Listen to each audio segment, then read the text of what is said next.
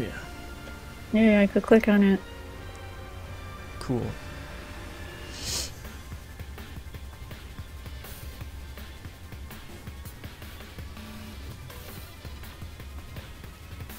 Hopefully you can't hear some shit in the background, can you?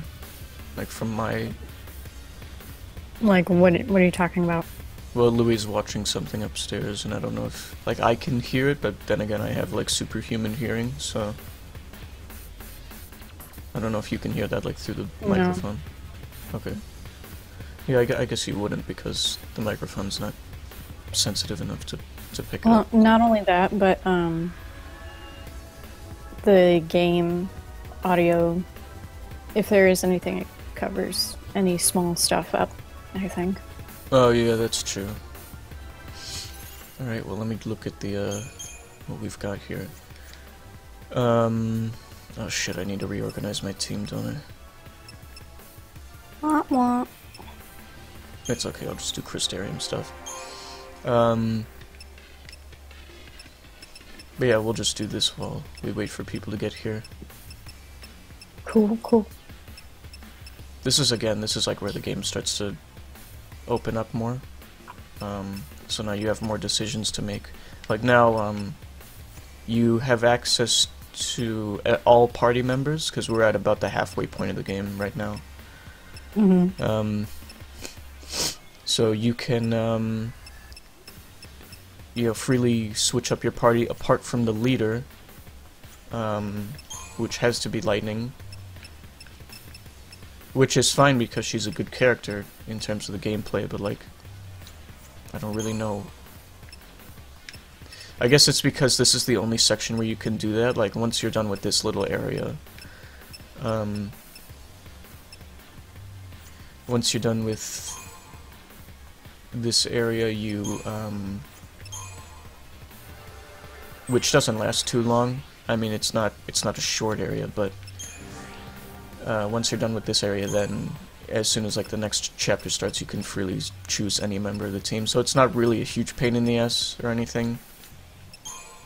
Mm-hmm. It's just you're kind of still limiting yourself, but at least it's only for this one area here. My cat is just staring at me from behind. Like, over my shoulder. I'm looking and she's just... Zoom.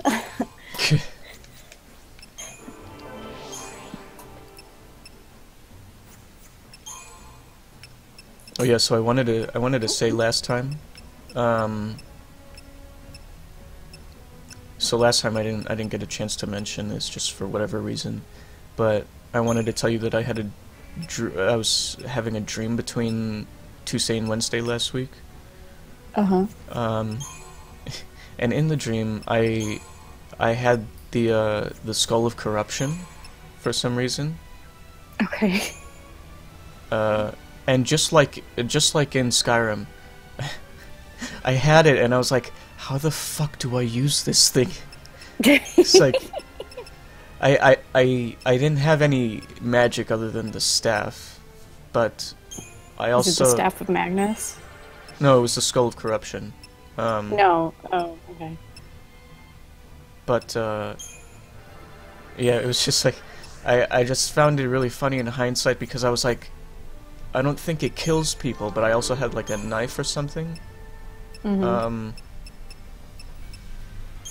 It was I mean, apart from that, it was a weird dream, but I just thought that was funny in hindsight because like, I had the staff, and just like in the game, I was like, well, what the fuck do I do with it?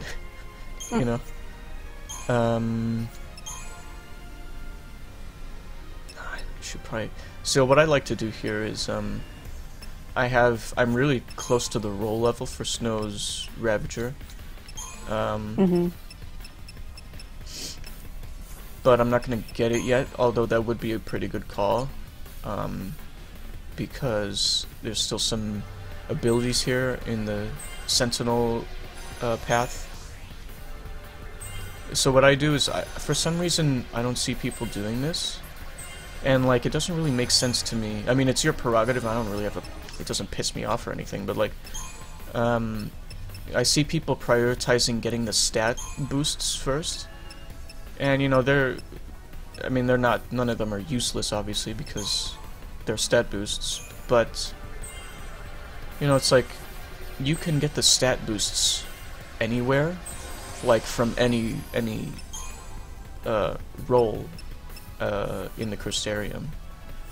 So you know, I mean, even disregarding that, you can. There's only one way to get abilities, and that's by actually going for them. Mm-hmm. I'm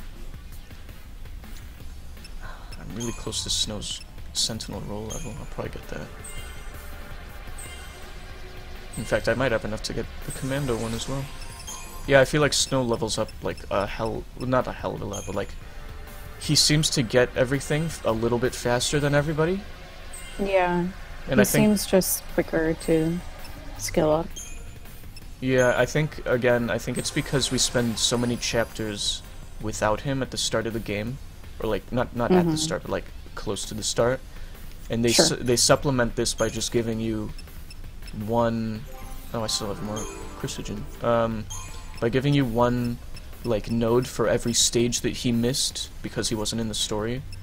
And so because of that, those nodes aren't amazing. I mean, Snow isn't a bad character in this game, but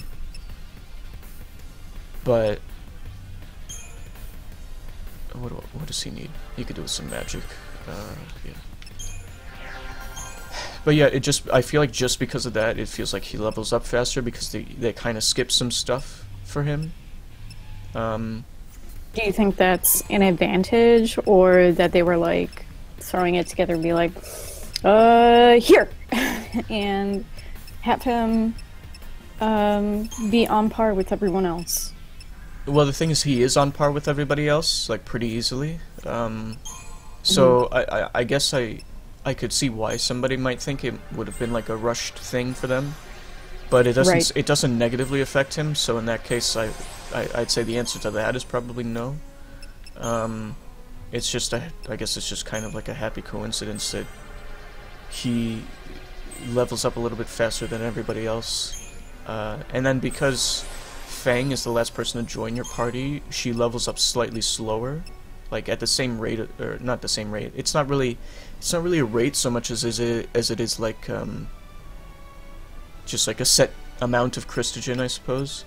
Because you could have been... Is she like the second slowest, or the second fastest, I mean, to level up? To level up? Yeah. No, actually, because, I don't know. It's kind of like what they did with... Well, the difference between Snow and Fang is, like, Snow had been in the party since the beginning, but you only get Fang in Chapter 7, which is, like, about a third of the way through the game. Okay. I was just thinking along the lines of, you know, the later you meet the person in the story, or the character in the story, then, you know, the more catching up that has to be done for it, but it makes sense.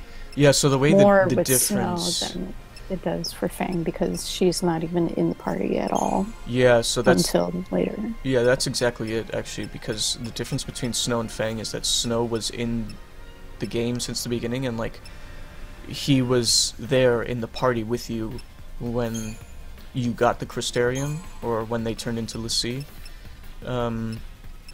So he has this advantage of he's been there since the beginning, and you've been leveling him up, like, already from that point.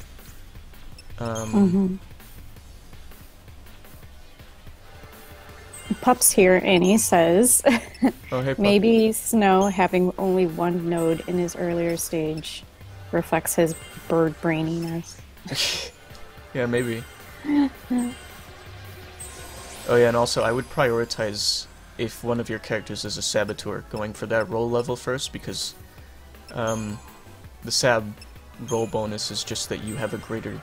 You increase your odds of sticking debuffs on the enemy, and that's really useful, because some enemies have like a really high like debuff resistance, or, you know, just in general, debuffs they're not hard to land necessarily, it's just that, you know, you really can't go wrong with increasing your chances of landing debuffs. So, you know, it's a pretty good call to go for Sab roll bonuses before the others. So like with Fang and Vanilla, I'd say that's probably the best way to go. And then after that, I'd probably get Ravager, provided that, you know, the character either has the next sab bonus or they're not a sab at all. So yeah. But anyway, it's been a couple minutes. So and I see people are starting to come in. So hey everybody, we're back. It's been a week, and we've got probably another 2 parts of this because I don't see us. I'm going to end our little half playthrough at Reigns once we meet up with Reigns again, and I don't think we're going to be able to get to him today. We're probably going to finish this area and the boss at the end of this area. And we'll probably get to the next chapter in the next area, so we'll probably get a head start on that, but I don't think we're gonna well, we're not gonna finish it anyway, but like I don't think we're gonna get to the point where I want to stop in this playthrough today. Yeah. So yeah, so that's what we're doing today. We're gonna finish this area and the boss, which by the way is like the first really balls to the walls hard boss in this game. Not that it's really going to be an issue for me, but in case, you know, you're haven't played the game or wondering about the pacing or whatever, yeah, that boss is right here at the end of this area. I don't think there's any chests back here, but I will have to go to this side. So this whole area is kind of like you could either go straight to the end if you want, or you could go down the side path and pick up some extra chests, which is what I'm gonna do. Again, you can't return to any area in or in Final Fantasy XIII, with the exception of the areas in Chapter 11 and beyond. So I'm gonna change my. Hey, can you wait a sec? It's buffering really poorly on my end. Oh, is it? Mm-hmm. Yeah. How long has it been buffering? Like 20 seconds now. I'm reloading. Okay. Okay, it seems fine. Oh, okay. So maybe it was just your connection or whatever. So it looks fine now? Mm-hmm. Okay, cool. But yeah, I'm gonna change my battle team here. Who was I gonna use? I guess I could keep using this team, but I do really want haste.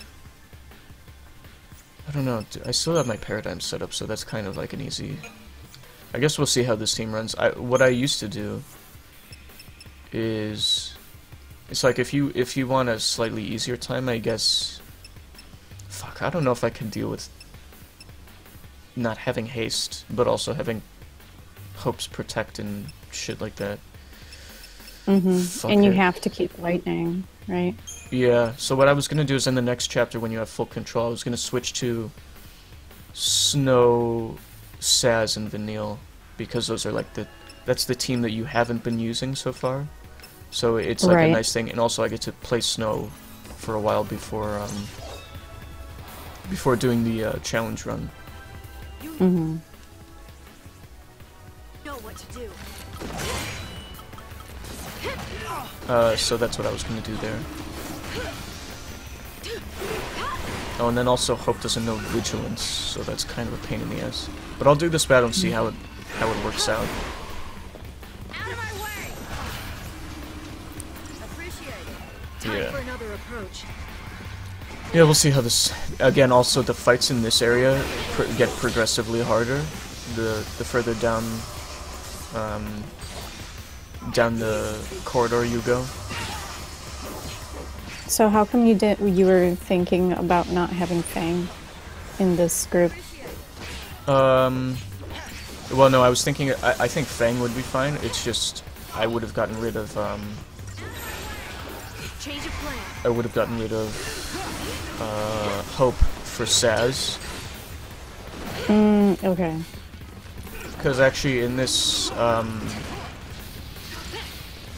Just because, in my opinion, Saz has the better buffs. And also, Saz is a bit tougher, and also Saz is a commando. And so if we have... How's his healing? How's what? How's his healing? Yeah, so Saz isn't a medic, but he knows... So, he attack, but he don't protect. Yeah, basically. And the thing is, like... I don't know, I like thematically that Hope is both a synergist and a medic. And the fact that... Oh, I just heard Willow. And the fact that, like, he has kind of low... Hope has kind of low HP. He's the best medic in the game, and he learns, like, immediately learns all the defensive buffs. Apart from Vigilance, which is kind of a cross between defensive and offensive. But at the same time... Oh, what were you gonna say? Sorry, I just hate that word. What, Vigilance? Vigilance. Oh. Yeah. Well, that's unfortunate, because it's, in my opinion, the best synergist ability in the game. So. Well, I just hate the word, that's all. Yeah. Because it's a term used by military people a lot. And as we all know, you are an anarchist. Of course. Yeah.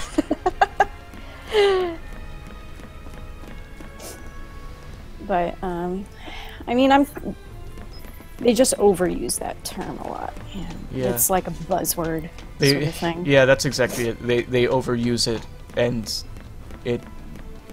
I mean, it didn't... If you overuse a word, it doesn't have any meaning, but it seems like it already didn't have much of a meaning to begin with to them. That, and they use a non-word, resiliency. That's not a word. It's not a word, but it sounds like it could be resilient. a word. Oh yeah, preemptive. Word. On your toes. But not resiliency. Anyway, I'm so sorry. I completely interrupted like this train of thought that you were having by being a pissy little whiner about a particular word. No, it's okay. But yeah, so this is a good example of a battle. Actually, not before I get back to what I was saying.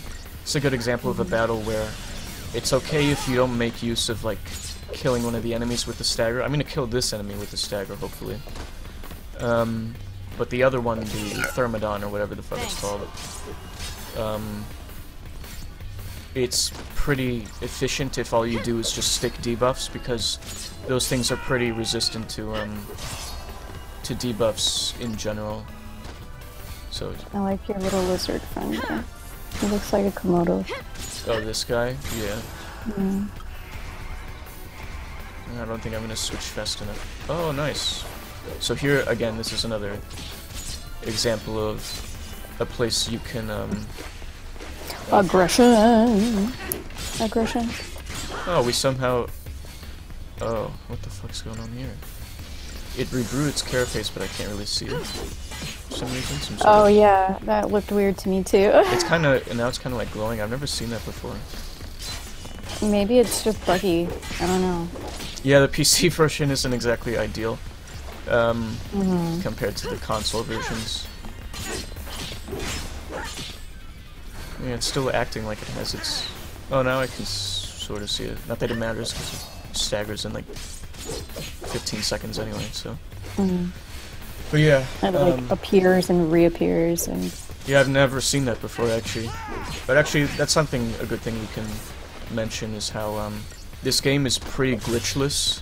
As in, like, it's a very polished game. Like, there's no really game-breaking glitches in this game, or, you know, or anything like that, as far as I'm aware, or as far as I've experienced. Although, speaking of which, actually, and Pup would love this, is, I was watching Pez stream this, and, you know, he's been streaming it for a while, and he got to Grand Pulsar Chapter 11. I think it was...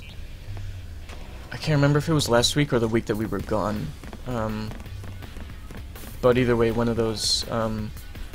it was actually the very episode that he gets to Pulse. So like it starts with the I don't think it starts with the Welcome to Grand Pulse. It was like the cutscene right after it, where it, like Vinyl sort of gives you an introduction. I think that cutscene's called Terra Incognita, which is like Grand Pulse's subtitle, I guess. So that's the stream that it starts, but basically he goes through, like, you know, fights Hope's Eidolon, and which way should I go here? I'll go this way. Yeah, he fights Hope's Eidolon and then just keeps going and tries to do some missions and shit. I think it was that episode and not the episode after it. Yeah, it must have been. Oh, new weapon for Snow. Do you hear that in the background? I heard a little bit of like ticking or something. I don't know what that was. Yeah, Willow was scratching her scratching pose. Oh, okay. So I wasn't sure if it was gonna come up in the... Yeah, I don't hear it anymore. Yeah, she started.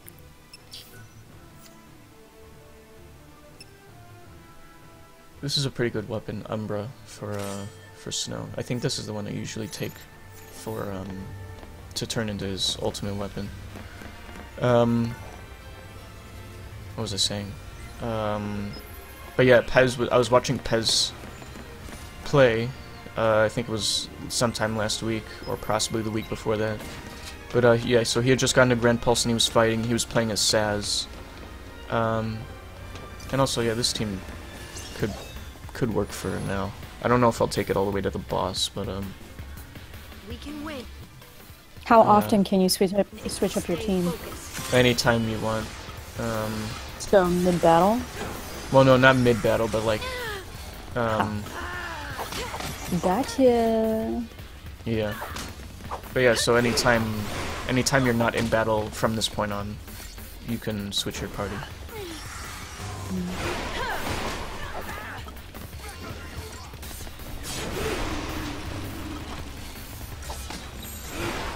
Keep a cool head. Yeah, but Pez was playing, and he was playing as Saz, and he was having trouble against the fucking, what's it called? Those little, like, things that make squirrels or, like, chipmunk sounds. And they cast a bunch of, like, high-level magic. And, he summoned because, you know, those enemies like to summon a lot.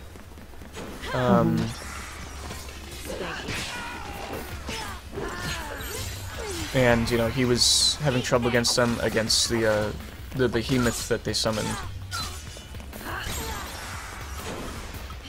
And so he summons Saz's Eidolon, Brynhildr. And something that happened is that all the Eidolons except for Vanille's know Curaga. So if you start getting low on health, he'll heal you. Except for Vanille's. But anyway, he was playing as Saz, so that wasn't a problem. And Saz was getting low on health. And Brynhildr was using Curaga. But I had never seen this before, so basically Saz, you know, the more he attacks, the further back he steps, because he's like a ranged fighter. Yeah, so he... I had never seen this before, but basically what happened was Saz and Brynhildr were on like kind of different sides of the battlefield, and Saz was getting low on health, and Brynhildr started using Curaga, and so the Curaga like travels all the way to Saz, but stops a little bit short, and so it doesn't work, basically. And so that's something I found out by watching that stream, is that healing spells technically have like a maximum range, apart from the like the raise spells. Is this guy immune to debuffs? No, it's just not sticking. Yeah, so this, like, examples like this is why you would want to get the Sab roll bonus first. But yeah, anyway, so... and then Pez literally... well, he didn't die because all of the Eidolons know Arise, and that's what they used before they dispelled themselves. New strategy. But yeah, so basically the Kiraga would like stop a little bit short of Saz, and so he wouldn't get healed, and Brynhilde would just keep casting Kiraga, and it didn't work. Which was hilarious because Pez freaked out and he thought he had actually died, but then he didn't, and he like fucking unplugged his controller and all that shit. Even though Brynhilde used a Rise, and so those Raise spells, apparently I don't think they have a maximum range because those are like, I don't know how to describe it other than they're like searching attacks, or not attacks, but like searching abilities in the sense that it doesn't have to travel to the target, it just appears on the target, you know what I mean? Yeah, yeah. So it's not a projectile, it's like in like fighting games that would be referred to as a searching attack, or like a searching ability. Welcome to Dexmonicus. Oh hey Dex.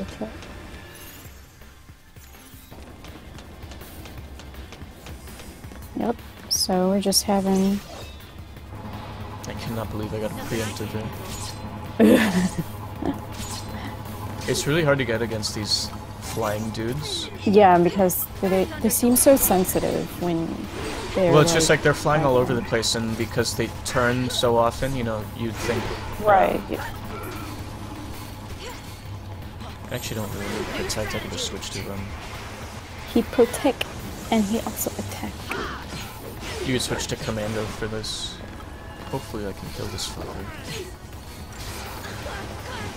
There we go. How many enemies are left? Oh, there we go. Yeah, but basically I thought that was fucking hilarious, and also really interesting that Kiraga, or just any cure spells, because they're projectiles, they technically have a maximum range, and it just so happened that Pez was slightly out of range when Brynhilde was trying to use Kiraga. So yeah, that was pretty funny. And if you want to watch it, it's the episode. It's the episode where Pez just starts like doing stuff on Pulse, like including like the very beginning in Valus Media, or Media, however you say it, where they find where you got to go find Hope and fight his Eidolon. So yeah, so that was pretty interesting. That's like, it's not, I don't think I would call it a glitch as much as it is an oversight, since we were talking about glitches. Yeah. Yeah, I don't know if that counts. Yeah, because I imagine the reason that spells do have a maximum range is because if they just keep going indefinitely, then obviously, you know, then it would take up a bunch of unnecessary RAM, keeping them technically in the battle until they eventually hit something or whatever. Mm-hmm.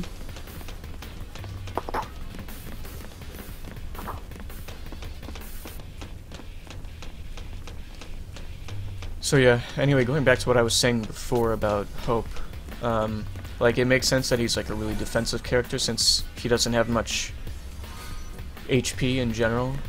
But at the same time, I feel like as a character he kind of loses a bit of utility because of it.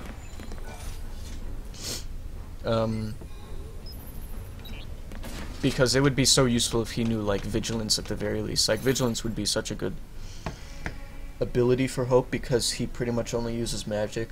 And if apparently spells have less keep. I don't know if you understand what I mean by that, but it's like, again, it's something you'd be more familiar with if you're... Do they have an expiration date? It's, you make it sound like they're like a canned good that's like, oh, it doesn't keep as long. Well, in like terms of video games, or most specifically fighting games, keep is like your it's like a in terms of like the stats, it's like a numerical value that determines your ability to resist being interrupted. And then cut is sort of the inverse of that. It's like cut is like your ability to interrupt the target.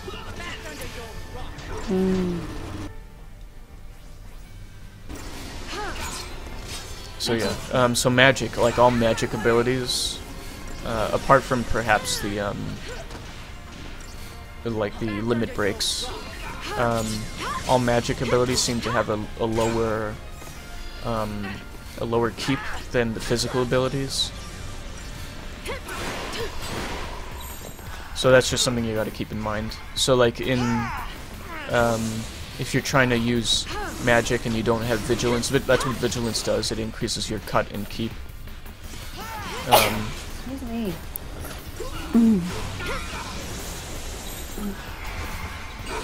Yeah, so if you're using magic, that's why I feel like vigilance would be such a useful ability for Hope. I don't think Vanille has it as well.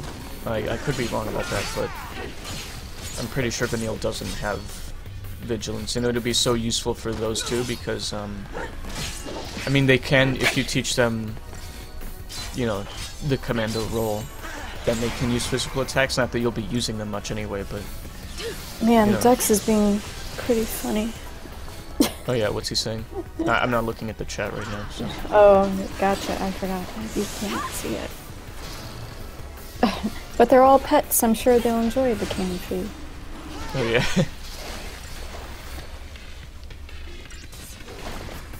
But yeah, it's just, you know... Sorry, to clarify, Pup, the previous statement he was talking about, we were referring to those, like, getting a preemptive strike on those little flying guys. Oh yeah, because those, I think they're just called Dragoons. Dragoons. Yeah, they seem to just, like, fly in circles mostly, so I feel like because they're always turning in a circle, they have a good chance of spotting you. Yeah. So that's why, you know, it's pretty rare to get a preemptive strike against an enemy formation that has those in them.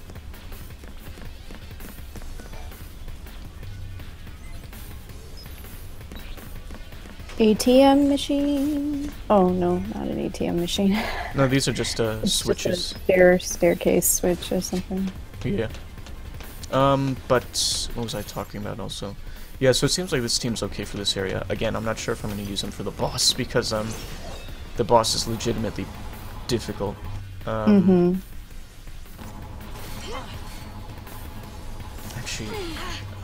I'll go for the Dragoons first. Oh, that's not good. Deep protect. No. How are you not to protect? Oh. Yeah, that's gonna fuck me. Yeah, so basically you can, oh no. You can, counter, what's it called? You can counter debuffs by using the respective buff instead. Oh, fuck's sake. Yeah, so this is like a good example of a fight where Hope isn't really that useful. Because, like, not only did they stick Deep Protect on me, which wasn't, like, a huge issue, it's just that they attack so frequently, or frequently enough that, because Hope doesn't have, in fact, I'm probably just gonna switch him out now. Because Hope doesn't have vigilance, he can't really hold his own against, or just, like, in general, he's not going to be able to get a lot of his buffs on.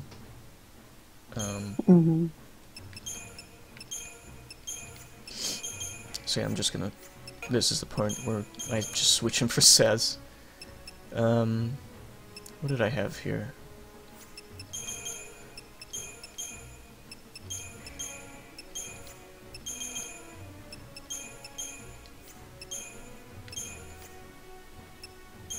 Just trying to find some good paradigms to go with.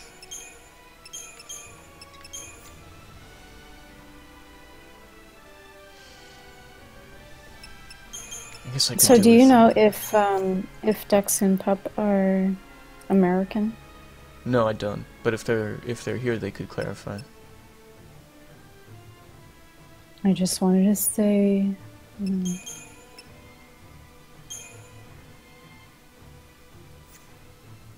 Nice, nice.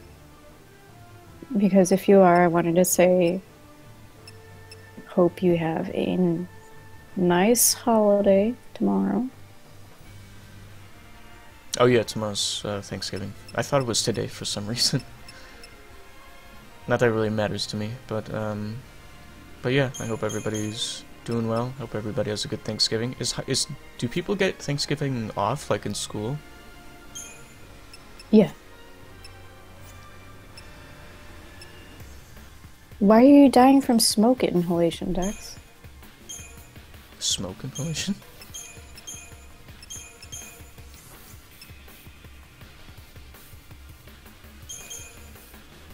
What was the other? Oh fuck. Okay, so. Oh, because you're in California, probably. Oh yeah, that was fucking terrible. I feel like that shit's Yeah. just happening. I feel like this is becoming like a monthly occurrence. I'm so sorry. Yeah, that's terrible. Oh, I have two of the same. Okay.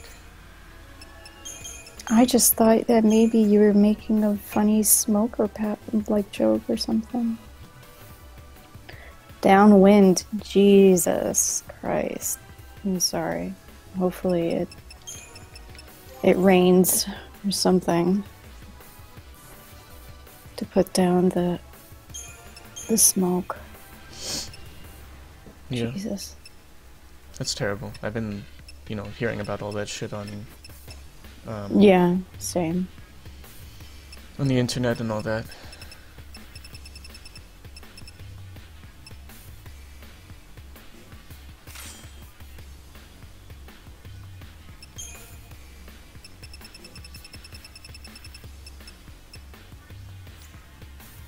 Oh, you were being too spammy. I'm sure. Okay, I guess just take a break. I don't know how to mod this. I was trying to say now we have smoke acid. Right? Ew. Oh, well. And what happened about spamming? The chat thing was saying that he was being too spammy because he was just writing a lot. I could check it out after this. No, I think it's fine now. Dang, I'm sorry. That really sucks. So what did the message say specifically? Oh, I don't know, but he said that it said he was being too, or they were being too spammy. Oh, okay. Sorry, I automatically said he. I didn't mean to. They. Did Chat's being insensitive right now. Lol. Oh yeah. Play. Maybe next time I should do a mod for it so I can override that. Yeah.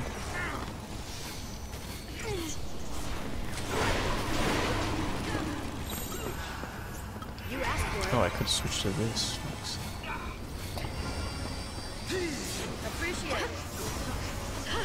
But yeah, I'm just kind of taking advantage of this now because this is kind of the last time that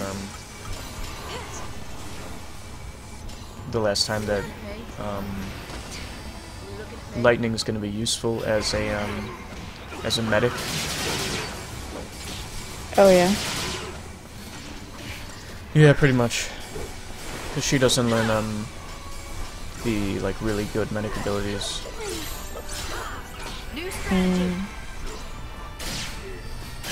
And out of Fang and Saz, she's the only one that is privy to that. Yeah, but also, well, Fang actually learns the same healing abilities that Lightning does, but Okay. but she's not a natural medic, so it's not something we really need to worry about. No, Dex, I think she's going to become a dentist, not a nurse, instead of failing to become a doctor. Because that's what happens.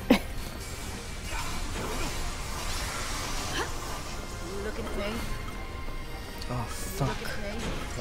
Yeah. I don't know how long this is gonna last. Do I have Dispel gun? No? Okay. Oh, I could summon. I don't think summoning gets rid of debuffs, though. I'm just wondering, because, so here's a bit of a bitch. If you get hit by both pain and fog, you're kind of fucked. Wait, how did that miss? What the fuck? Oh, I think I just used a Phoenix down, actually. Oops.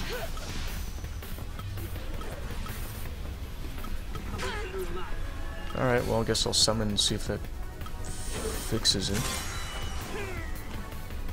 Oh, no, it's wearing off. Okay. But yeah, if, again, so pain is an ability that disables your physical abilities. I can't believe we survived that, though, honestly. But, yeah, so if you get hit, and then fog is an ability that disables your magic abilities. So if you get hit by both pain and fog at the same time, then you basically can't do shit. Right. Pop says he's got numbers for Snow, Sovereign Fist, and Fang's Cure if you want them now. Uh-huh. I was looking at the, what's it called? The game mechanics guide on what website? GameFAQs. And yeah, I think it's like I can't remember what it was. I think well, if he has the numbers, I could listen to them, or they, because I don't have them memorized.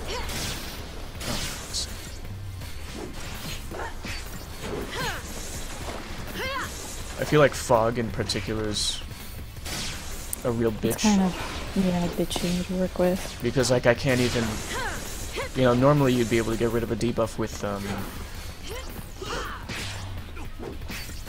Asuna, but that's a magic ability, so if you get hit by fog, then, you can't remove your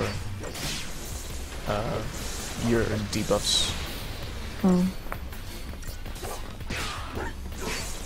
But hopefully it won't be an issue, and I don't have any potions. Well, I do have Renew, which is kind of like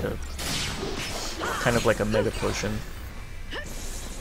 But it looks like it'll be okay.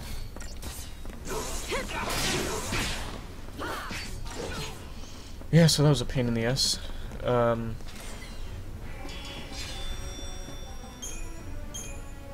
Yeah. Where am I going here? This way. So, my husband told me a funny story from his work trip. And he was saying that there was this, so he went to a different country for his work trip, and yeah. One of the people there that was like a liaison of some sort, like after they did some of their work, this person came up to them and he said, "What you do, I like." And it's like very much like Borat. Oh wow. And it's like, oh my god, but he was for real though. It wasn't like a joke or anything. That was just how he talked. It's like you do, I like. And I'm like, oh my god. So I asked my husband, like, did he introduce his wife too? So did he say, my wife? And nice. It's us.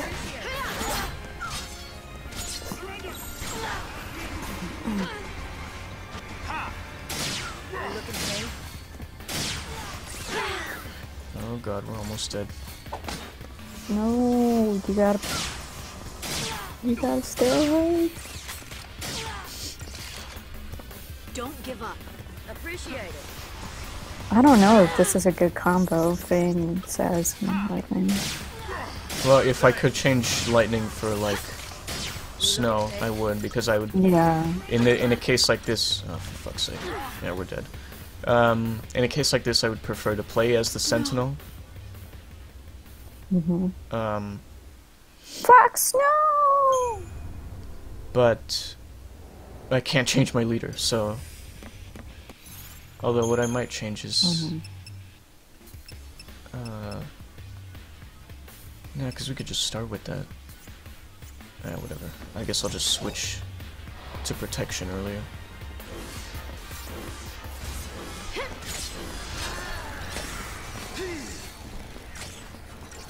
Actually, yeah, I really need to prioritize debuffing this Huntress. Thanks. New strategy.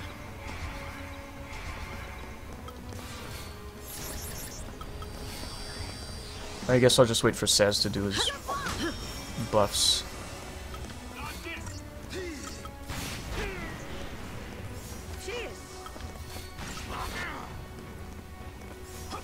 So what are you guys doing tomorrow?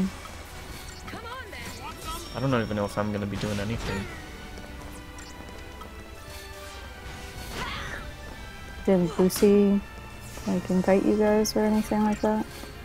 Maybe. Like you can't really like leave the house, like, or well, somebody has to stay at the house. I feel like. Yeah.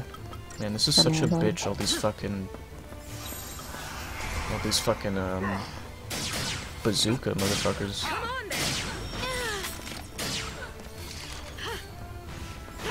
I also hate how the bazooka like sucks you into it, so that you all get close together. Yeah. Oh, Christ. Deals more damage to the group. Oh, I might not. Oh, Fang didn't survive that. I wanted to split us up so that so that we're not all getting hit by the same shit, but I might just... No, not yet. Oh, there we go. No. Yeah, see, this is an example of a battle where vigilance isn't really useful. Because these enemies are kind of like commandos. I guess the best thing I could do actually is just try to split us up. Like, as soon as possible. You want numbers? Yeah, sure.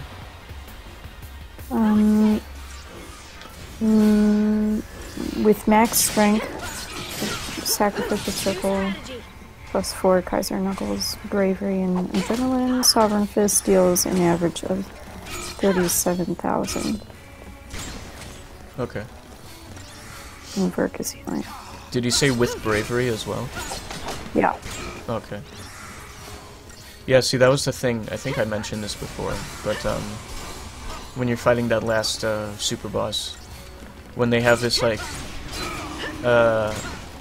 sort of time of invincibility during battle, it almost makes the battle like turn-based. Oh my Christ. No, says. I need to heal Fang.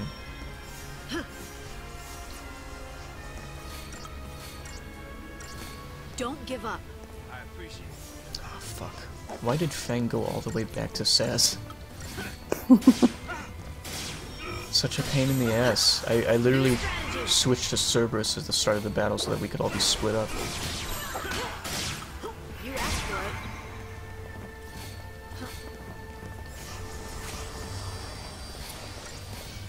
for it. Yeah. So that was the thing, like, during that, for that super boss, yeah, during that time of, like, invincibility, you can use your, like, limit break abilities, because they ignore defense. Keep a cool head. So yeah, that's where, like, Sovereign Fist and, High Wind, like, even Hope and Vanille's abilities, they just do so much damage that it's still useful.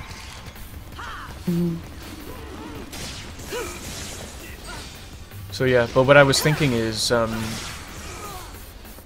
was thinking of doing, like, for Snow specifically, I was thinking of giving him, I can't remember what the weapon was called, but there's a weapon that gives him like 1,000 strength and magic, at the cost of like a lot of his HP.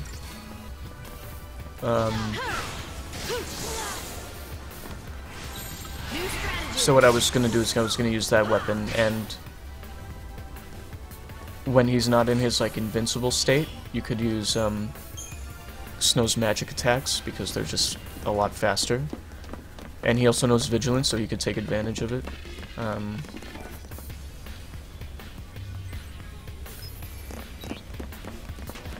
And do that while he's in like his attacking state, and then when he's in the when he's in that invincible state, use Sovereign Fist just to get some extra damage in there. So that's what I was thinking of doing. I feel like it'll work pretty well until at least until the fourth like stage of the battle. At which point I'll probably have to summon. But yeah, it's also good because I won't if I use both, or if I use Ruin for the most part, then I won't have to worry about dispelling Protect because it'll be, you know, it won't be a problem until that point. So yeah, and also Snow doesn't know Dispel, like normal Dispel, so he has to use Dispel Go. Gotcha. So yeah, it's just a little bit of something where you have to kind of go out of your way. And there's no bazooka dudes here, so switch back to this. Why did they turn to face me? Alright. Yeah. We can win if we stay focused. I guess I'll just blitz the guy in the middle and hope that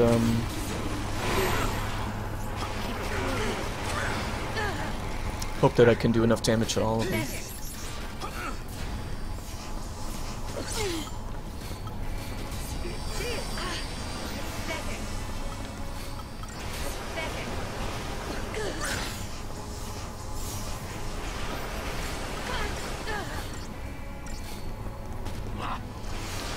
Yeah, I probably should have gotten Fang the Sentinel. Did I get Fang the Sentinel roll bonus? I don't think I did.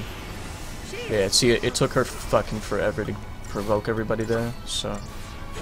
Pop says, are you planning to use Ruin Strings when Burke is not in healing mode? Because with max strength, at the cost of magic stat, a full Ruin String will only deal 9,000 times 6, 54,000 damage.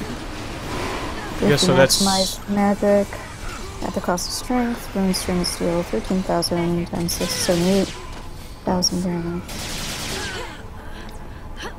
Yeah, so that's the thing. That's why I was going to use that weapon that gives him a ton of what's it called? Of both strength and magic, so that they're both doing a lot of damage.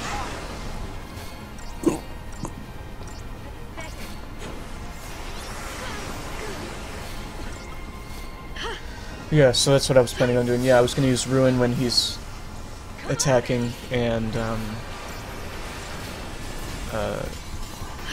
Sovereign Fist when he's invincible.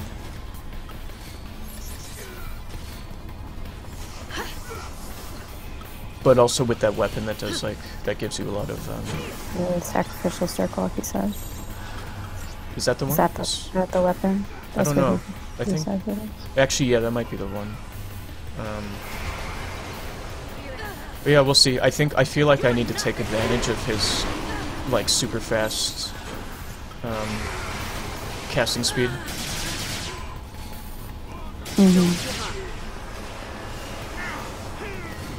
Because Snow kind of has, like, he doesn't have the lowest stats, I don't think, but yeah, he's on the lower end. So yeah, it's not going to be easy, that's for sure.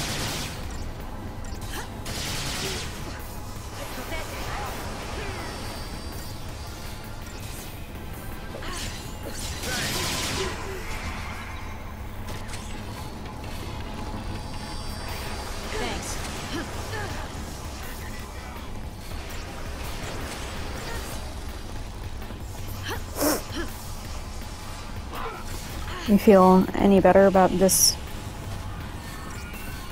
round? Oh, you mean against these enemies? Yeah.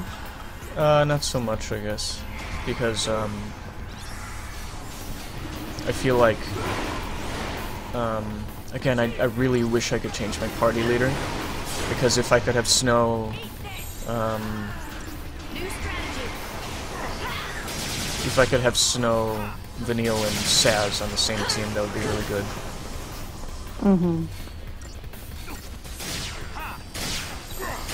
We kind of have to blitz these guys, like quickly switch to a really offensive paradigm,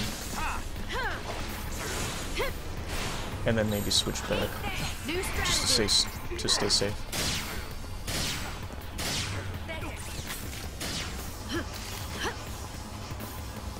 So yeah, did Pup say anything else about like battle strategies or whatever?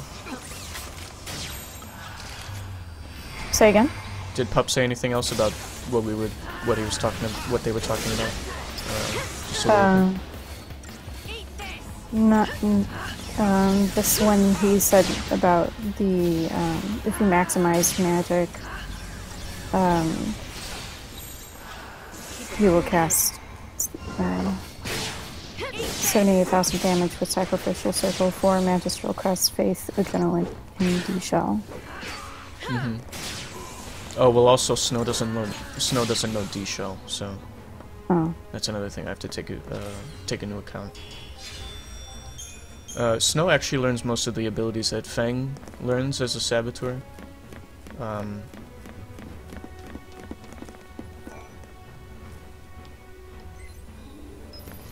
So yeah, he doesn't learn Deep Protect and D-Shell, but he learns, like, if I remember correctly, he learns Slow, Curse.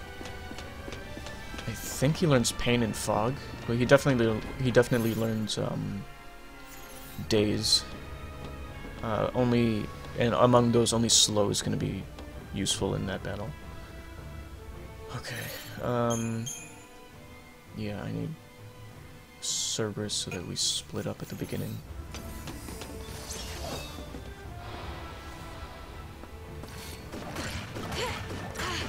To this guy.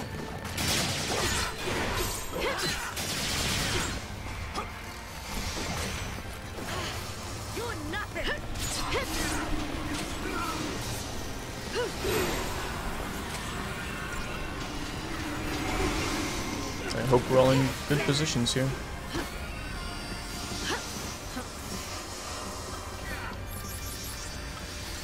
Yeah, also another real benefit to that battle is that, like, Snow learns Curasa, so he can heal himself really fast. And also, from the calculation I did, I feel like, from when I was planning it, I don't know if I was doing this with Fang, but I was definitely doing the maths for Snow. Mm-hmm. And I learned that the adrenaline bonus, and it's this bonus where if you're at above 70% HP, you get 20% more strength and magic as a commando.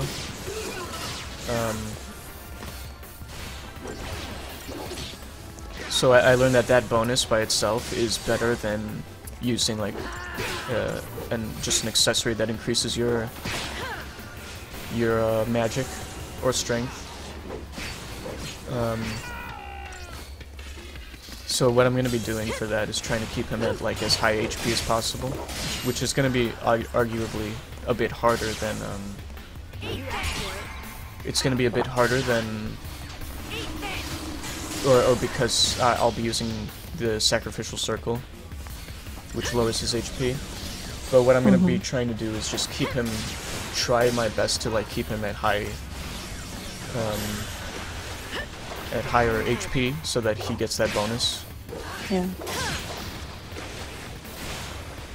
So that was my plan also. So, like, when he's in his attacking state, I'll try to keep him at, like, as high HP as I can, so that he has that bonus.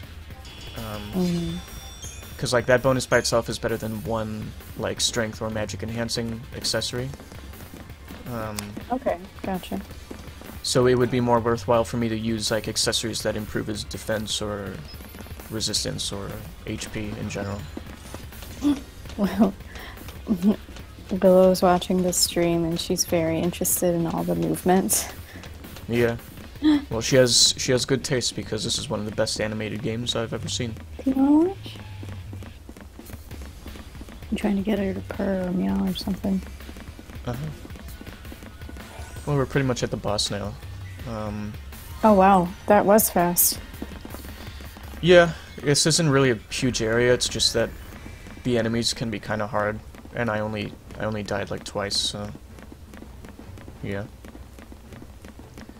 And so the thing about this battle is, this boss that's coming up, is that there's like, at the start there's 5 different targets, and then once you get rid of them, there's only 1 target left. So I think I might just not bring a Saboteur into this battle, because I don't want to be bothered with having to debuff, unless I just don't use a Saboteur at all until the, sort of the halfway point where there's only 1 enemy left. Or 1 target left, I should say. Mm-hmm. So I'm kind of debating. I guess I'll level up everybody.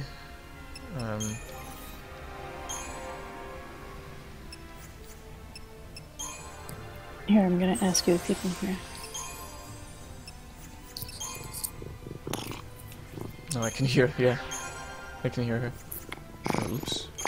Oh gosh, you stink. You have stinky breath. Gosh. Kind of sounds like she's growling. She just opened her mouth while purring. Oh, okay.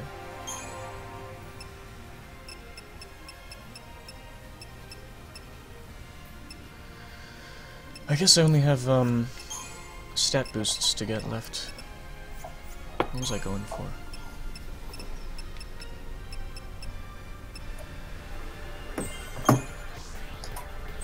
Yeah, so I guess people are gonna think my life's pretty boring. Just Are they?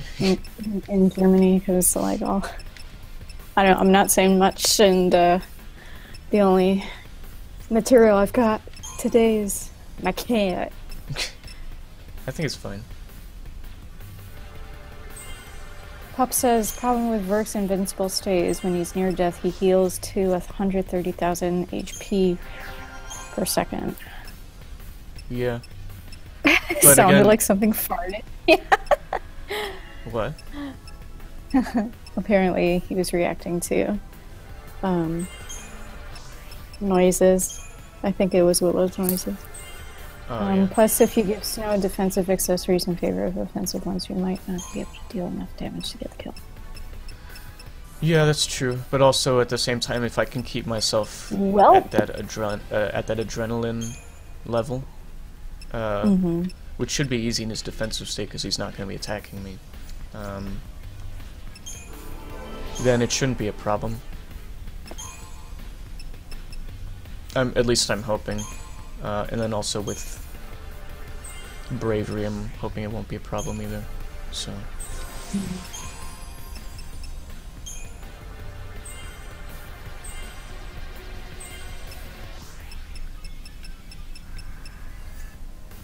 Okay. Yeah, so I don't know. It's gonna take some experimentation to find a good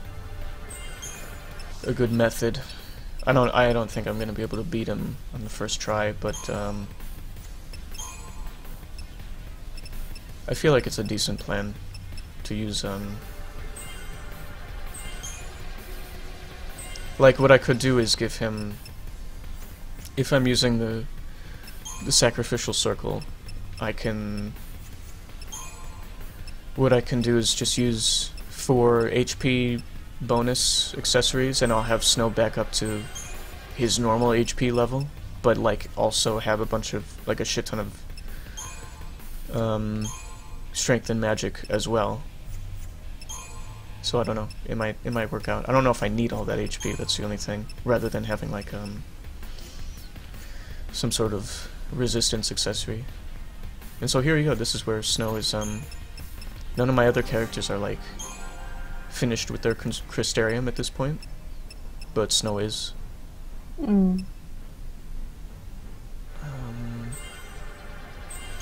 Yeah, don't prioritize strength for Hope and Vino because they don't need it.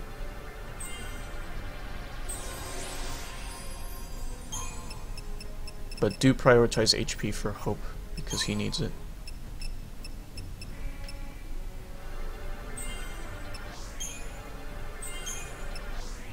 Okay. Alright, so everybody's... Oh wait, no, I still got Vanille.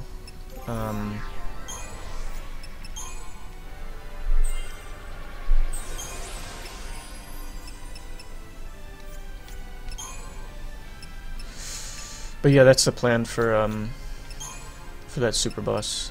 I don't know how well it's gonna work. I did like a shitty test run on my 360, but I don't have everything like maxed out on there.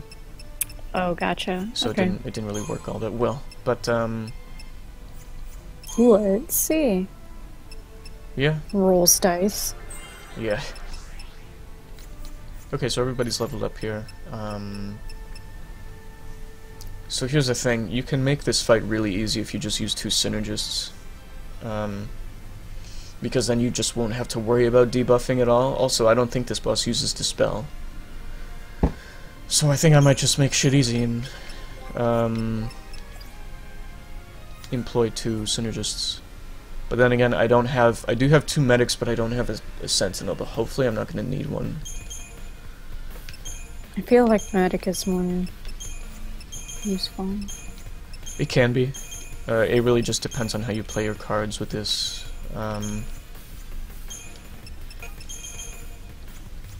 Because even just having a sentinel in the party reduces damage, like for everybody. So Gotcha. and then also they can take the hits. So there's that. I'm trying to Pup votes for a switch for Vanille. switch who? Switch Hope for Vanille? I could do that, yeah. But the thing is, I don't really want to focus on debuffing. Although I guess, I mean, it could, to be fair, yeah, it could work like this. I really wish our characters could learn De-Brave and De-Faith in this game. For some reason we can't learn that in this game.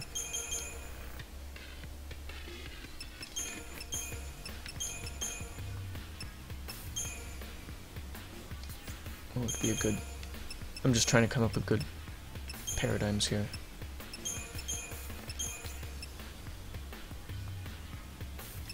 I need an... yeah, okay.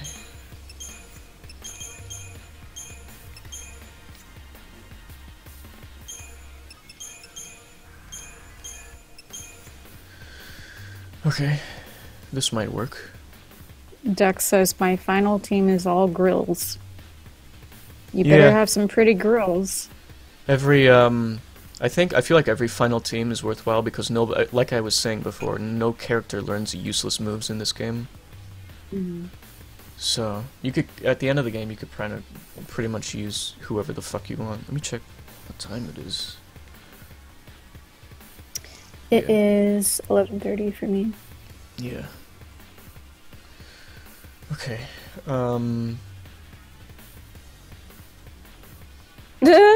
Pup's like, but if you wanted to do Hope, don't worry, we'll figure it out. I don't know what the boss is weak to in terms of debuffs.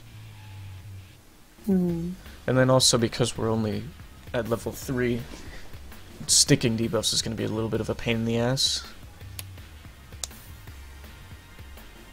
I don't know. Just try it. I could try this and see if it works, I guess. Yeah, I'm just trying to think what I should do with this paradigm. I want to open with a paradigm like this. I guess I don't really need... all I really need is,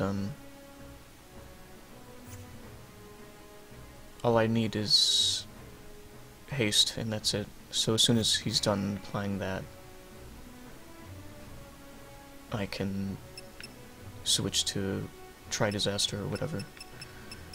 What do we got here?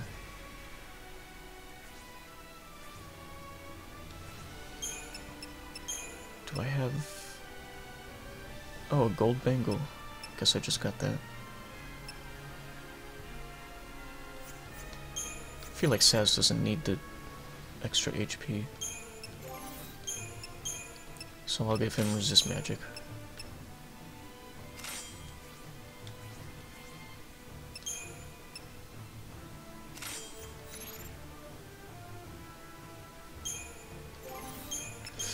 Yeah, this is hard to do because I have to remember that Vanille has better HP than Lightning. And also Lightning's the party leader. It's a little bit imbalanced, but maybe it's better like this. Also, I need to buy potions, because I ran out of those somehow.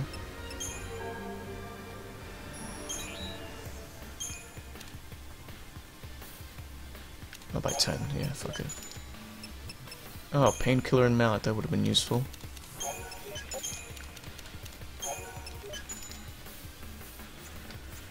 There we go. Hooray! Drugs. Alright, so we're probably ready now. Yeah, if you want to make this fight simple and easy, just use 2 synergists. But I'll risk it. I'll see what it's like using actually using a saboteur.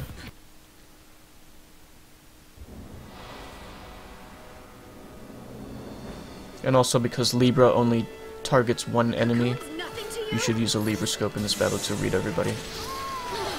That's fucking terrifying. Yep. This is nightmare fuel. So as soon as oh, I switched to the wrong one there, but that's okay. I guess this is good for stability. But yeah, as soon as Saz gives you haste, just fucking blitz one of these guys, one of these targets, and get rid of them like as soon as possible. That's probably the best way to go. We could switch to Ruthless now, maybe stick it to... very unsettled looking at this boss. Yeah, it's pretty fucking creepy, isn't it? I'm gonna... Fuck. Alright, let's switch to diversity. There we go, I'm glad I have a paradigm for this. Please heal me, Vanille. And there's one enemy down, there we go. Yeah, this is a difficult... This is, again, this is like the first really balls-to-the-walls difficult fight in the game. Thanks. Yeah, those upside down faces are no bueno. I agree, Pop. And they're opening their mouths as if they're talking. Or singing or something. Like they're like possessed, basically. Because they, like, you can't really tell anything about their eyes or... Yeah. And again, it's a good idea to stick Libra, or better yet, a Libra scope at the beginning of the fight, because Libra, the ability by itself, doesn't read everything, which is okay. You know, you're expected to learn more just by fighting. You don't even have to use Libra at all if you don't want to. But in this fight, it's really useful because you don't waste time trying out elements that don't work, because each one of these targets, each one of these faces is weak to a different. Is weak to a different element, if I remember correctly. Also, again, it's good. He's just entered his like second phase, where they start casting. I was just thinking that, Pop. Oh my god, yes. Well, maybe those upside down faces are singing the choral music in the background. Yeah, that's possible. Like thematically.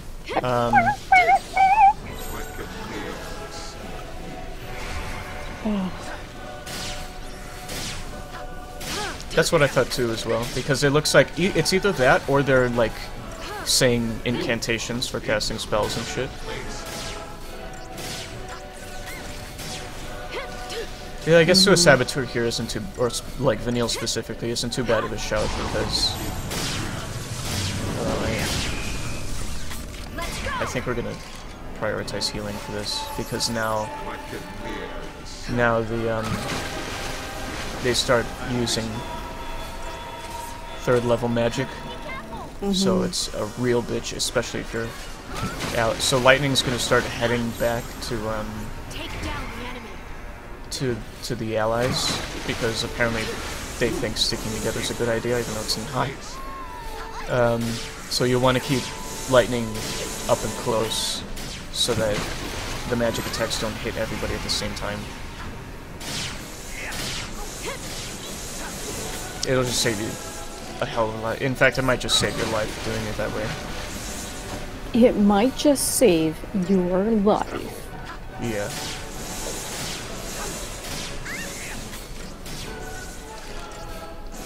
if you don't kill these things like fast enough, it's a real pain in the ass because you have multiple of them casting different 3rd level magic at you. Mm-hmm. Yeah, it's just really hard to survive. I think Pez wiped like 4 or 5 times against this guy. Okay, so now I can prioritize getting the rest of my buffs back.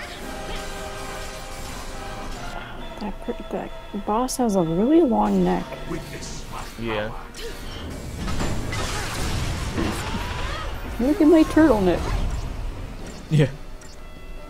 So normally this boss has a lot of AoE attacks, like that one you just used there. Yeah. But luckily, if you keep your team separated enough...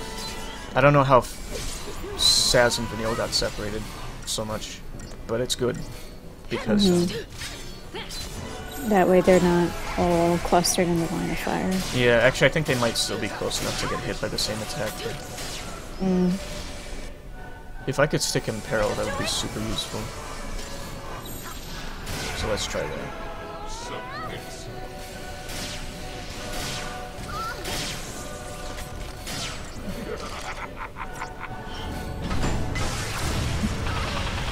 You guys killed my adopted children that were on my back.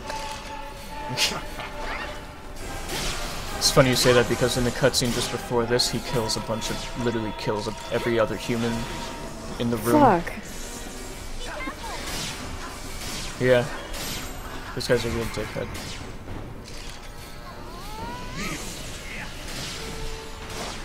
Hey, we're stuck in peril.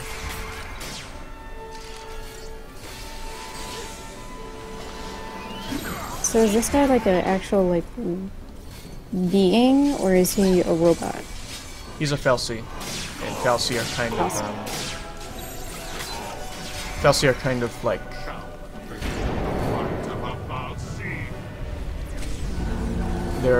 they've got some robot qualities, I guess. Yeah. Give them N elements. Oh yeah, well I guess we still have in peril.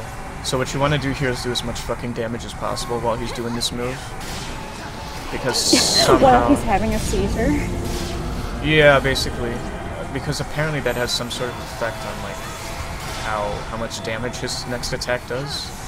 So just try to blitz the hell out of it. So if someone's having a seizure, you kick them while they're down. Well, he's not. No. Scratch that. Don't isolate that.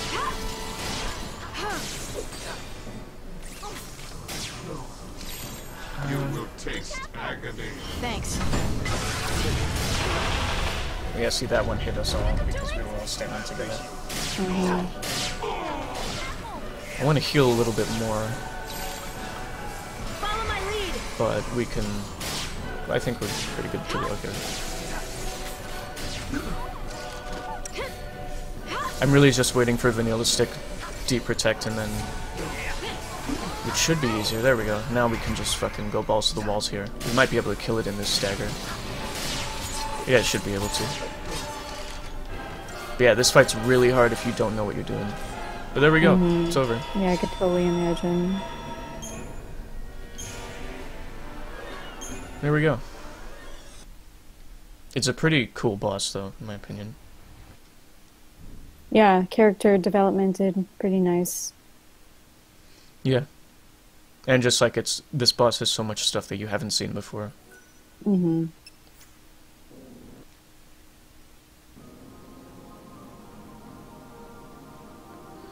And there we go.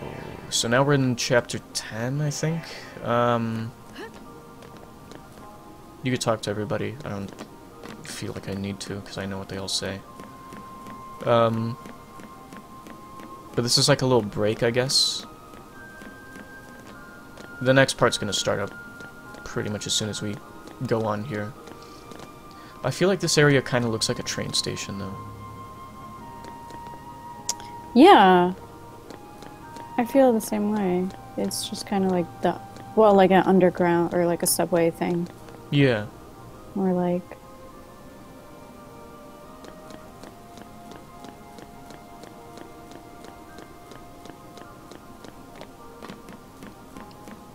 Another reason is because this thing right here looks kind of like a train to me. Oh yeah, and the thing that you're walking on looks like a track too. Yeah.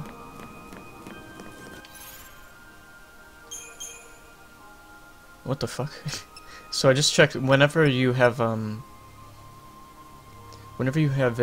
solo party member, which happens occasionally for like story purposes, they put your paradigms like in the list and it's just the 3 roles that you know. But for some reason they didn't do that. They just gave me medic for lightning and not commando and ravager for some reason. I don't know why. It's really weird. But whatever.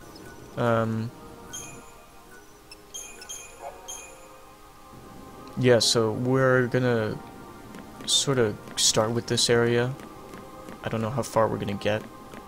Probably not too far because it's already like 4:30. What time is it for you right now? It's 11:40. Okay, yes, we have a little bit of time to get started with this. You ready to get out of here? Time zones are fun. Yeah. Yeah, Lightning is finishing medical school. Uh-huh. Those were Now we're a party again. Barely passing. legends, right? I wanna Oh, see and this what thing it's looks like a doing, train, but like a dead ass. Looks like a train. Because it's got wheels and shit. It's an ass train. No, I said dead ass. I don't know if you heard me. Dead ass train. What's an ass train? I don't know. But there are no brakes on it, as I've heard. Pop says try turning the mini map off. How do I do that? Is it select? Oh yeah, there we go. I say select. And navigate the arc without it. Well, I mean, It's I've pretty played this game straightforward. like 4 times, so. Yeah, so what I find interesting is whenever your party is rearranged for whatever reason, it seems like they put, like the full party, it seems like they put Lightning, Snow, and Vanille in. Oh. Assumedly because these are like the 3 main characters, like more so than the other 3. Mm-hmm. Am I allowed to switch? Oh yeah, I'm allowed to switch my leader now. Oh no, never mind. But I will in a second.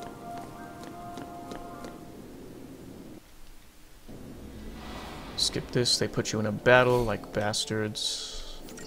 And use Libra.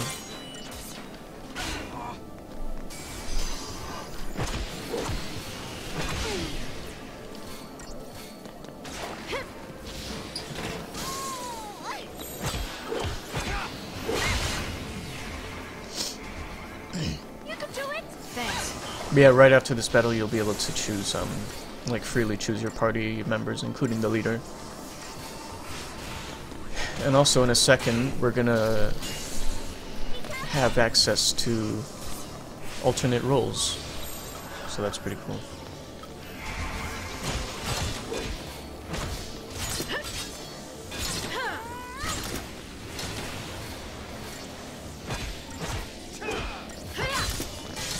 Since we have some time to talk about random shit,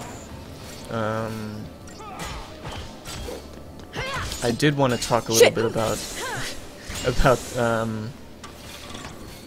about something that I see people complain about for this game, which I don't really understand, and that's the data log, and I can show it to you in a second, but basically the data log it's like an encyclopedia regarding stuff in the game.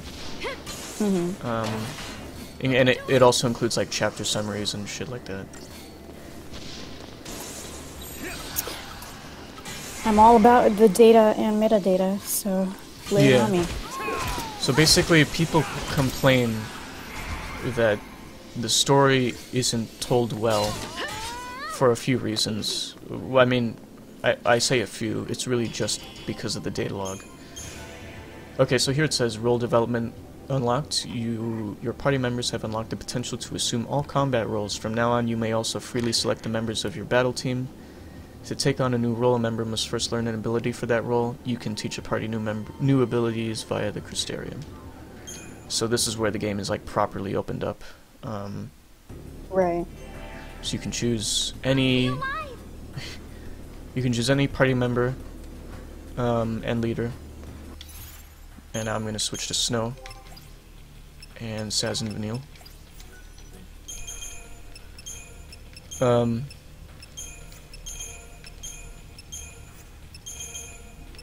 Let's see, I'm just going to build my paradigms here. I feel like Ruthless was a good paradigm, so I'm going to stick with that. But probably my favorite paradigm in the game is probably this one, Premeditation. It's a really good one for, like, what's it called? Opening up. So it's a good battle to start. It's a good paradigm to start with in battle. Because you can attract the enemy's rage and take their hits while your Synergist is buffing and your Saboteur is debuffing. So it's, in my opinion, it's just a really solid paradigm. So, what's the data log like?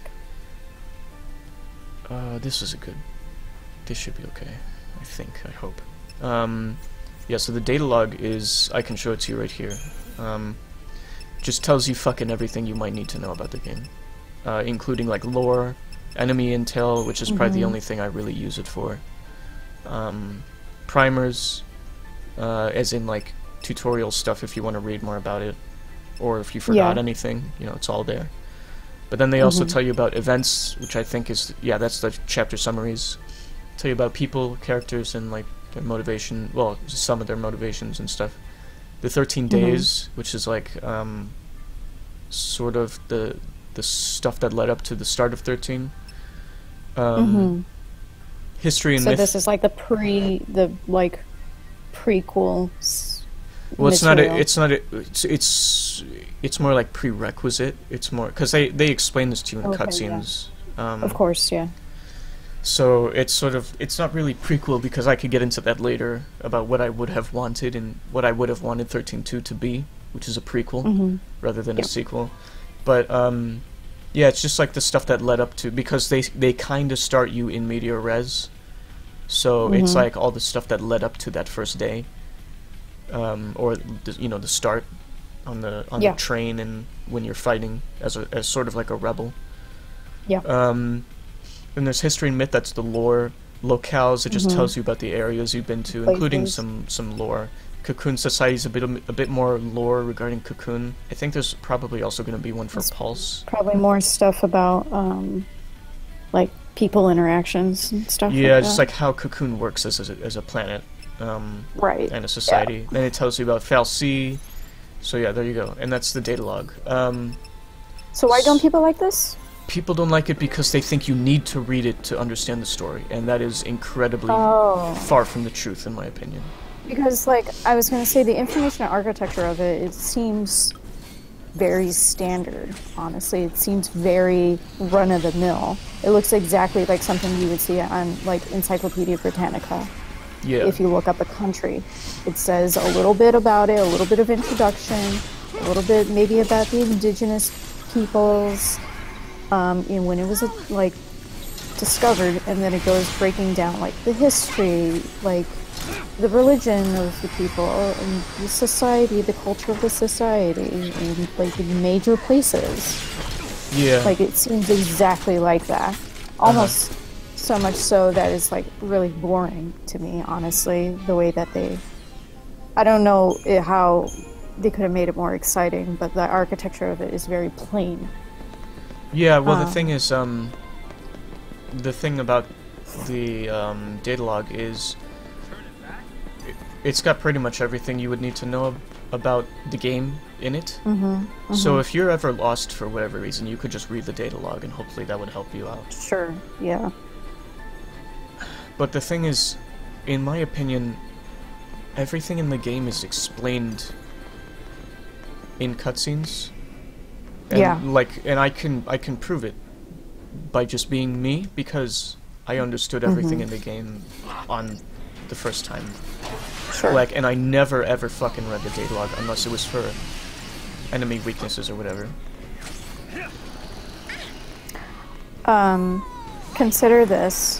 consider accessibility issues if it weren't there. And I mean that in a way of like making your game accessible to all people. Yeah. So Did you say consider if it was not there? yeah. Yeah. So it's the exact same deal with making your building accessible. Mm-hmm. That's why you put up ramps and stairs. Yeah. So in this, I'm thinking too, you know, if there was something that wasn't directly said Yeah. in the cutscenes, and somebody who isn't as keen to catching on to that sort of thing, or maybe is just too young to understand, or maybe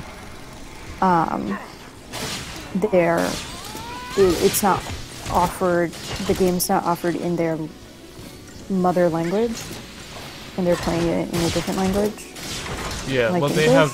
they have subtitles during cutscenes for different languages. Sure, So but hopefully I'm that's just not an saying, issue. like, maybe there's, like, a random language that has not been covered. Yeah. Well, I mean, I don't spend a whole lot of time talking to people who don't speak English or Spanish. Like, not even Spanish, even. Right. But I mean, anyway, like- you know, most of the shit I see on YouTube is in English, or Reddit or whatever the fuck. But yeah, I see a lot of people complaining that that the game is poorly told because the story is told mostly in the data log, and I don't think that's true at all. I think everything is told perfectly fine and like well enough in cutscenes. Yeah. Because again, I don't know how people can. I just don't see it because like I understood the game perfectly on my first try. Right.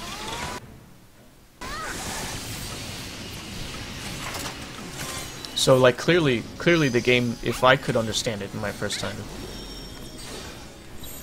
But that's what I'm saying. If it's a person that doesn't understand, that's plain. Yeah, I know, and Then that's the data that's log would be helpful. Yeah. that's why it's helpful. And like I see people complaining about the data log for this reason because like they say, oh, it explains the whole story to you. And it's like the cutscenes do too. And the only thing I can think of, I know it sounds a bit like. I know it sounds kind of dickish for me to say this, but I feel like the only way you could not understand the story is if you weren't paying attention, which is fair enough. Well, I mean, it's not fair enough for you to complain about it, but like I can see why people wouldn't have been paying attention, is because a lot of people complain that they hate the characters in this game, and so obviously if the characters and or the story in general doesn't appeal to you, then obviously you're not gonna pay attention to the story, and that makes sense, right? Does that make sense to you, what I'm saying? Yeah. I'm honestly just thinking about people who aren't like mentally capable of understanding certain things. Like they're challenged in some way. Yeah, and that's fair, So. you know, I get that. Yeah. But my no, point but is I the mean- people who... My point about this is the people who complain that you need the data log to if you speak English perfectly, right? And you understand it and you don't have any, you know... You don't have any other issues that stop you from otherwise understanding the cutscenes. The story, in my opinion, is perfectly understandable just by watching the cutscenes. Yeah. And you, Well, I again, on my first playthrough, I understood the story perfectly and never read the data log once. Cool. So, I really take issue with the people who complain that the story isn't explained well enough in cutscenes because the data log exists, and they were like, some people seem to be under the impression that they didn't tell the story well enough in cutscenes because they used the data log as supplementally to tell the story. Okay. Now I understand. And I have a massive problem with that because in my opinion, not only is the story good just in general, but also I thought it was told extremely well. On top of having some of the most realistic characters in any video game I've ever played. But more specifically, again, back to this problem of, like, apparently the story was told through the data log, through this encyclopedia, and not through cutscenes. I think people think that way because they didn't like some of the characters, again, which is a good sign that you've made some incredibly realistic characters, because some people legit just cannot vibe with them. Like, some people say that they hate Snow because he's a happy-go-lucky type of person, you know? Or, well, I assume that's why. You know, he's like really... He's like the sort of person who wants to be everybody's friend, but he's also an incredibly cocky person. Yeah, annoyingly so. Yeah. So I can see why people wouldn't like him. And, you know, if you don't like the characters, and, you know, people have said that about other characters like Lightning. Not the same complaints exactly, but, you know. Yeah. I guess, well, Pup, you kind of make a good point. If someone was ultra curious, you know, what if the person wanted to know, like, what is this place that the party is running around in right now? Like, what are they doing there? How did they get there? Like, yeah, I get that too. But like you said, if you felt like the cinematics already did a good job just laying down the foundations. Yeah, so here's the like thing. Like the bare minimums. Yeah. Here's the thing about this game and 13-2, which is where I see more people complain about the story. Well, at least I wasn't around when this game... I wasn't around the fan base when this game was released, so I kind of need the minimap because I find it does this little like sound effect and the minimap flashes when you I think I might have... Oh yeah, I did miss a chest. So let me go back for that.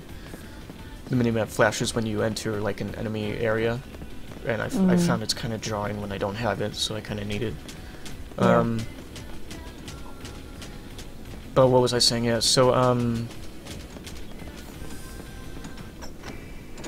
the story cutscenes in both this game and in 13-2 tell you all the basics, right? All the things that you need to know to understand the core story.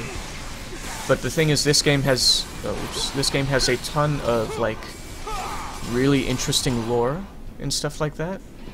That's kind of like one of the big points of Fabula Nova Crystallis, is that it's got really in-depth lore for you to you know, be sort of enthralled by.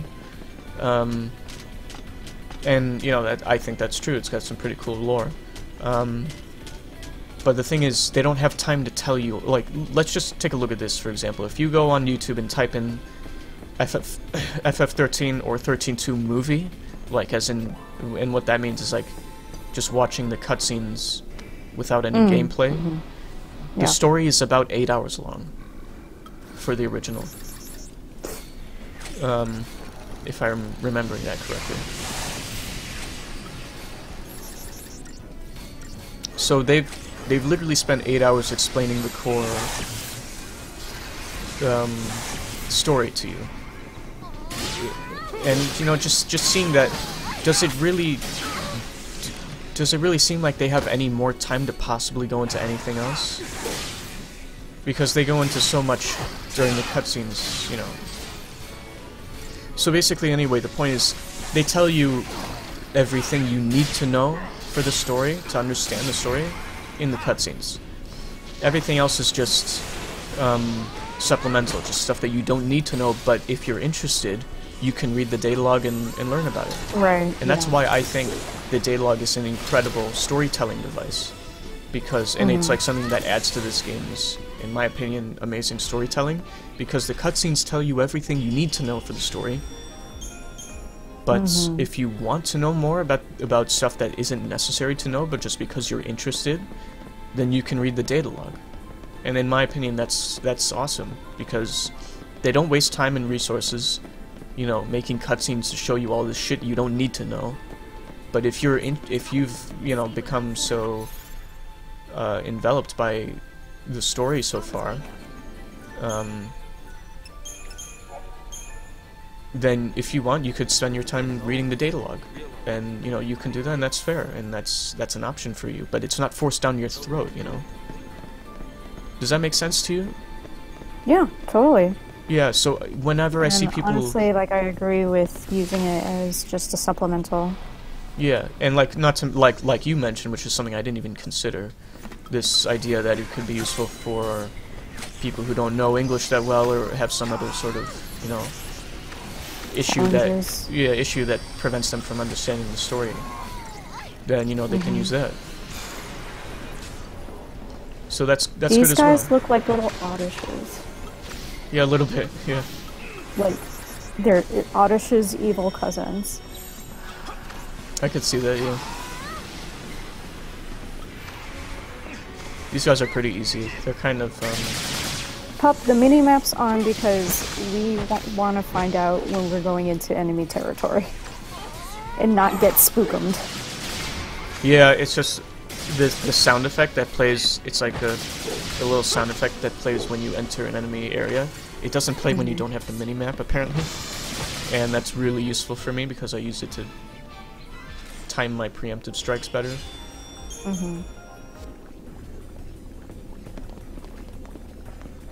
Is there a chest over here? I think so. I'll fight these guys in a sec. What I'm gonna do here is we're coming up to the end of the of our session here. I'm just gonna get these chests so that I don't have to fight these guys for it next time.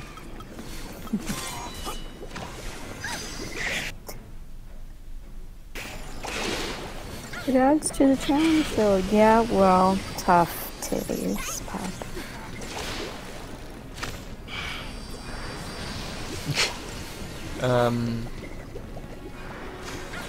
I guess The fact that these guys are like iridescent green reminds me of Ghostbusters a lot. If you're gonna kill these flan, then you'll want to do it as soon as possible because they can like merge into each other and transform into a more powerful one. They can Voltron? Yeah, they basically they eat each other and then they get bigger. Oh. And then they get more dangerous, obviously, so you want to be careful with them. There's quite a few enemies in here that you just want to like blitz as soon as you can. Sure. So my whole fucking premeditation paradigm isn't gonna do me too much good, but it's good enough for me to get haste, because that's kind of... I feel like the first time I played this game I was like, I don't know, I felt like haste was kind of like crack because like as soon as I started using it I was like, fuck, I can't not have Saz in my party because I can't stand not having haste. So yeah, which is alright because Saz is a pretty decent character, at least in this part of the game.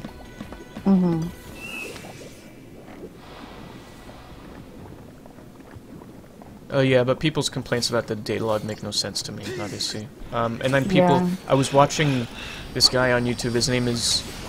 It's a fucking anagram, so it's impossible to say his name, but... His name is DANSG08, which apparently stands for Dark Aeons No Sphere Grid 08. Obviously, yeah. Anyway, he did a pretty good playthrough of 13-2. He also did 13, but I didn't really watch it. I watched him play 13-2 though. And he did a really good playthrough. And he was talking about how like 13-2 has kind of a similar thing to 13, where it has a data log, but a lot of the like lore stuff is told in fragments, and you get fragments by just playing the game. But fragments kind of serve like data log entries in that, you know, they just tell you about the story. I'm wondering where the next save point is, because I'd like to just move on, but it's about time for us to end anyway, so I'll just go back to this save point. But luckily I won't need to get that chest again next time, so there's that. But yeah, he was complaining like there's so much cool stuff in the data log, like, you know, that they don't tell you in game. It's like one of those things that I wish they told you, or there's a lot of stuff that I wish they told you. And so it's like one of the he's like, it's one of the few things that's barring 13.2 from being one of the greats, as he says, because otherwise the game is pretty fucking good. And this is despite the fact that, like, if I'm thinking of all, like, the FFs that people say are, like, the best in the series, 13.2 is actually one of them. Like, one of those games that, you know, next to, I'd say probably the biggest, like, most popular games, or most famous games in the series are probably 4, 6, 7, 9, 10, and probably 13.2.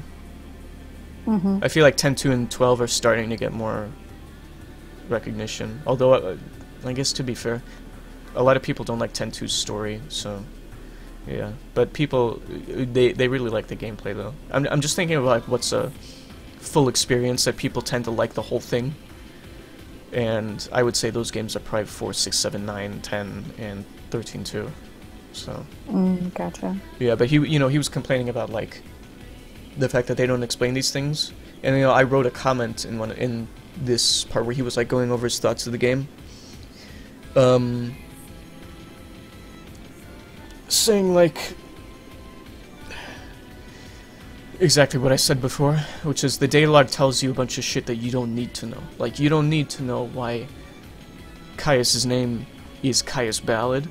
You don't need to know shit like that. It's just like there's so much. A lot of the stuff that he was interested in that had like data log entries was stuff that you don't need to know, but stuff that you could be interested in. And clearly he was interested in it. He's like, oh man, I wish they like told you in the game, like in cutscenes, or showed you this stuff or whatever. I'm just thinking the game is already like 6+ hours long in terms of just cutscenes, like, which is thrice the length of a movie, which has to be all animated, by the way. Yeah. And it's like, these are some of the longest fucking games in the industry. They don't really have the time or the resources to keep just making cutscenes for shit that isn't important. So that's sort of... I agree. I just feel like people don't recognize that. And then they'll go back and say, oh, FF10 is one of the best places of storytelling, games of storytelling. I'm just like, I can think of one plot hole that jumps out within like the first 3 hours of the game. Like in this in Spira, there's a town, and Spira has like Sin, right? This huge whale fucking monster that just comes and kills a bunch of people. Yeah. So why in the fuck is there a town named Kilika where most of its inhabitants live on like little, you know how in Hawaii they have some like some settlements that are like built onto the like water? Huts. Yeah, like huts built onto boardwalks that are built right over the water. Yeah. Like on the coast. Why in the fuck would these motherfuckers literally build like a bunch of huts? And this is like most of their island living here. Why would they build most of their settlement like right on a beach, or like right on a boardwalk over the water at like beyond the beach, when they know that Sin exists? Like, right. And then people are like, oh man, and especially like in regards to their complaints of 13 storytelling, like, oh man, and people never said this like 10 years ago. I remember, people had problems with FF10 the storytelling, but it seems like the more newer games come out, the older but more frequent games seem to be more fondly remembered. Right. But it's like, oh yeah, it's just like now that it's convenient for you to like 10 storytelling, and 10's also a linear game, and I love FF10, by the way. It's a great game. I hate its post game, but like everything else about the game I think is really fucking good. But it's just like, this shit doesn't make any sense to me. I don't understand people's complaints. So Pup makes a good comment. He says like the days without internet were pretty blissful because like he had no idea. Yeah. Or they had no idea that people didn't like certain FF games. Yeah. And that's true. It's they just like them. Yeah. The advent, nobody knew that the advent of the internet would be so insidious due to like anonymity and shit like that, where people are just can just talk shit whenever the fuck they want. Yeah. Just feeding off of each other. Yeah, and then there's obviously, Rapidly. yeah, and then there's obviously also the massive number of people, which I would refer to as a bandwagon, who just parrot other people's opinions, other people who have valid opinions who are much smarter than them, like, you know, some Yeah, they YouTubers. just regurgitate what they hear. Yeah, some YouTubers. Well, I feel like a lot of the YouTubers in regards to this game, like fucking. Well, I don't like Spoonie, but at least I can take solace in the fact that he actually played through the whole game, which is more than I can say about Drontron. Oh my gosh, I have a problem with him in general. I have a problem with him in general, but I also he made one of the fucking videos that pisses me off the most. It's literally a video showing, like, it's like a 20-second video of him yelling about how 13 plays itself, but if you look closely at the footage, he literally plays the same clip 5 times. And that's like, not only is that bullshit, but it's just like, you didn't even need to do that to show that the game is linear. So yeah, it's just a bunch of bullshit, in my opinion. I feel like this game is so wrongfully hated upon because people like to parrot the opinions of, and this was like the prime time when people were starting to like become like fans, and by fans I mean fanatics, following certain YouTubers and just parroting the shit that they say, even if they didn't understand why they said it, or even if that person didn't have a good reason to say it in the first place. Yep, they So- take it as gospel. Yeah, even if it doesn't make sense, or they'll say, even worse, this is more apparent with other fan bases like Sonic or Bethesda or shit like, or I mean Elder Scrolls or shit like that. People will complain about things because they heard someone else, somebody who's more, you know, thought about it more, and they'll parrot those complaints not knowing why. So they'll say like a shorter version, and over time that version gets bastardized into like an even shorter, stupider version. And that's like really apparent with this game, like the linearity, for example. People complain about it, and you know, surely somebody else had like an intelligent, thought-out reason for saying that they didn't like the linearity, but their fans are gonna say, "Oh, this game sucks because it's linear." It's like, no, that's not what the person meant, and obviously it's not their fault because, you know, you can't control your yeah. audience, you know. But some people just jump on the bandwagon and parrot these opinions in like a shorthand form, not understanding the original thought or reasoning behind it, and so it just these ideas just develop and spread like a fucking cancer throughout the gaming community. And then eventually we get the difference between this game and 15. So people complained about the linearity in this game, right? Saying, "Oh, I can't fucking do anything. The game plays itself." And it's like, well, we got FF15, right? It's not linear anymore. Okay, that's great. But what did we get instead? We got a huge open world that's a pain in the ass to traverse because there's really no fast way to do it, first of all. And second of all, there's fucking nothing in it. So does it really matter that 15 has an open world? No, it doesn't. It's no different from this game. Because, at least in this game, you know, you're not going to be wasting time doing, like, just running around, and, you know, where you need to go is pretty obvious. And if you don't like that, then that's fair, but you can't claim that 15's any better, because it's an open world with barely anything in it. You know what I mean? So people complained about the linearity, not understanding why it might be a problem, and so then we got a game like 15, assuming that that's why 15 is an open world game, because they were trying to listen to the complaints of 13. Alright, yeah. So, yeah, it's just people parrot and complain about shit that they don't understand, and then it becomes a bigger problem or a different problem just because of people not understanding shit. It's fake news. Kind of, yeah. It's not so much fake the news same as it is idea. just a bunch of ideas that get passed around. But then it's kind of like that game, I think it's called Telephone, where you whisper something into Yeah. somebody's ear, and then they whisper what they thought they heard into the next person's ear, and then by the time you get to like the fifth person, what the first person said jumbled. is a completely different fucking thing, you know? So yeah, and that's one of the complaints. That's like, I think that's one of the things people think about the data log. It's like thinking, oh, that's their excuse for not explaining the story in cutscenes clearly enough. It's like, no, that's not the case. It's just, it's all supplemental. You don't need to know why Cocoon is the way that it is. It's not that important. It's not important to the story, you know? Mm-hmm.